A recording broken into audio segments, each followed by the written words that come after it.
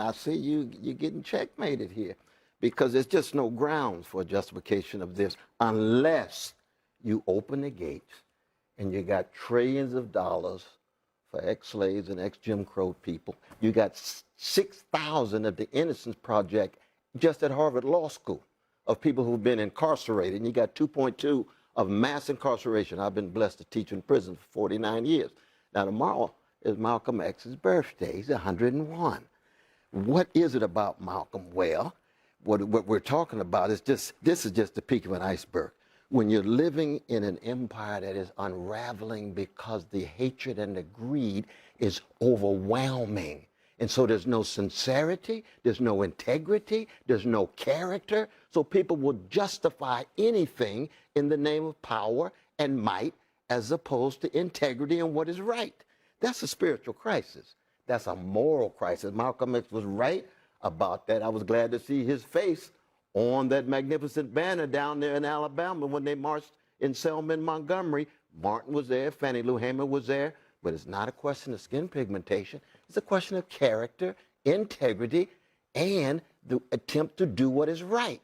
There's no integrity in justifying $1.8 billion of people who engaged in criminal activity actually killed some policemen, and they get compensated, they get reparations, and black folk, indigenous folk, other folk, unfair, even white brothers and sisters who have gone to jail innocent, who deserve some kind of accountability. There's no way you can justify this. That right there was the moment this entire debate completely changed. Scott Jennings tried to defend the idea that people who were unfairly targeted by the government should have a path to compensation. But once that argument was compared to other historical cases where people have argued for compensation, the conversation became much more intense. And what makes this exchange even more interesting is that it exposed a much bigger argument about consistency, where the line should be drawn, and who qualifies for government compensation. Guys, make sure you hit the like button, subscribe to the channel, and turn on notifications so you don't miss the next debate we break down. But before this moment happened, here's how this entire argument started. Good evening, I'm Sarah Seidner, in for Abby Phillip. Tonight, President Trump wants to reward his friends and some of his most notorious supporters with cash, using your tax dollars. It is a deal worked out between the Justice Department and the IRS to settle Trump's lawsuits over leaks and claims of unfair treatment. A so-called anti-weaponization fund has been set up to dole out the money to pay Trump's allies who claim they were unfairly targeted by previous administrations. The amount? $1.776 billion, a symbolic nod, of course, to the adoption of the Declaration of Independence. By the way, it is possible the money that's in that fund could be tapped by January 6th rioters. This is reimbursing people that were horribly treated, horribly treated. It's anti-weaponization. They've been weaponized. They've been, in some cases, imprisoned wrongly. They paid legal fees that they didn't have. They've gone bankrupt. Their lives have been destroyed. And they turn out to be right. Now, the DOJ says anyone with a claim can file for an apology and a monetary settlement. The settlement says there are no partisan requirements. A group of 5 people will gatekeep the money, and the Attorney General will pick them. In this case, that's Todd Blanche, Trump's former personal lawyer. But the president will have the ultimate power to fire any of the gatekeepers. The DOJ claims Trump himself will not receive any payments, but he will get a formal apology. We've got a lot of folks at the table, and this is going to be hot sauce, I can tell already, with the size and the arm crossing. So we're going to start with you, Ms. Ana Navarro. Is this a slush fund to appease his buddies, or is there something that is legitimate going on here? And the other part you forgot to mention is that there's going to be no transparency, according to them. That they're not going, right, that they're not going to know. We, the taxpayer who are paying for this, are not going to know who this is going to. This is so bad. It is so bad. It's so bad prima facie. It's just bad on its face. But then when you put it in context, in the fact that Americans can't afford gas, Americans can't afford groceries, farmers are going bankrupt all over this country. We are in the middle of a war that's now cost $50 billion. He wants $1.5 billion for a ballroom. He wants hundreds of millions of dollars for an arch. He wants $15 million to paint the reflecting pool. And then you put on top of that now a $1.7 billion slush fund to pay his supporters and the people who feel victimized. I mean, I'm so old. I remember when most Republicans used to balk and be shocked and outraged by the idea of reparations to people who suffered slavery. But we're going to be giving money to January 6th insurrectionists. That part's okay. Yeah, it's disgusting. Scott, is this reparations? Look, I think there's a lot about it we don't know. I don't know who's on the committee. I don't know exactly who's going to be applying for it. The people that Trump approves. Well, they say anybody can apply for it, and I don't think. Okay, I'll apply for it. You think I'll get it? Have you ever been unfairly targeted by the Department of Justice? I have been unfairly targeted by this administration. Yeah. Have you been unfairly prosecuted by the Department of Justice? Are those the people that are going to be in this? So the answer is no, you haven't. So the issue is, the question is, has anyone in the history of the United States ever been unfairly targeted by the Department of Justice? Of course they have, and there ought to be, just at a top line, a way for people to seek recourse if they have been unfairly targeted. That having been said, this all started by the fact that Donald Trump had his tax returns unfairly and illegally leaked by the IRS. That's where all this started, and he was initially seeking damages for that, which he has given up. He'll receive no money, as I understand it, and now it has morphed into this idea that there have been people that have been unfairly targeted. All of this makes me a little uncomfortable because it's a lot of money and it didn't go through the U.S. Congress. That's number one. Number two, I don't want to see a president necessarily handpicking people to get payments where he could be accused of just picking people out who are political allies. But do I want a world where if you've been unfairly targeted by the federal government and it was truly unfair and you truly had something done to you that should not have been done, do I think people should be able to seek recourse for that? Absolutely, I do. Now this is where the debate really starts to shift. Scott's argument is no longer just about January 6th or Donald Trump. He's making a broader point that any person who has genuinely been treated unfairly by the government should have some way to seek compensation. But that argument immediately opens the door to the exact criticism his opponents are about to make. And this is where the conversation reaches its most explosive moment. Well, first, I just want to salute you, Sister Sarah. First time I get a chance to meet you, First time I met high-quality you in journalists, person. just like you and Abby. It's high quality. It's always a blessing. But I just want to hear my dear brother Scott try to rationalize this in some way. And I see you're getting checkmated here because there's just no grounds for justification of this unless you open the gates and you got trillions of dollars for ex-slaves and ex-Jim Crow people. You got 6,000 of the Innocence Project just at Harvard Law School of people who've been incarcerated. And you got 2.2 of mass incarceration. I've been blessed to teach in prison for 49 years. Now tomorrow is Malcolm X's birthday. He's 101. What is it about Malcolm? Well, what we're talking about is this is just the peak of an iceberg. When you're living in an empire that is unraveling because the hatred and the greed is overwhelming. And so there's no sincerity, there's no integrity, there's no character. So people will justify anything in the name of power and might as opposed to integrity and what is right. That's a spiritual crisis.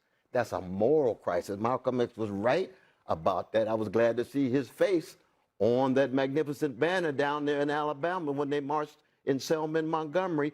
Martin was there, Fannie Lou Hamer was there, but it's not a question of skin pigmentation. It's a question of character, integrity, and the attempt to do what is right. There's no integrity in justifying $1.8 billion of people who engaged in criminal activity actually kill some policemen, and they get compensated, they get reparations, and black folk, indigenous folk, other folk, unfair, even white brothers and sisters who have gone to jail innocent, who deserve some kind of accountability. There's no way you can justify this. But this is just one peak of an iceberg. What we're seeing is spiritual sickness, moral decrepitude, and political corruption on steroids. But the good news is you still got folk in the country who are trying to exemplify some integrity and character and courage. Peter, is there, and to you also, Sabrina, is there a way to fight this? Because there has to be someone who's injured by this, right? So that the public, the general public, who can say, hey, these are my tax dollars, they're not really considered Oh, if victims only of the this. taxpayers had a claim against frivolous spending by the government. That would be a wonderful thing to have.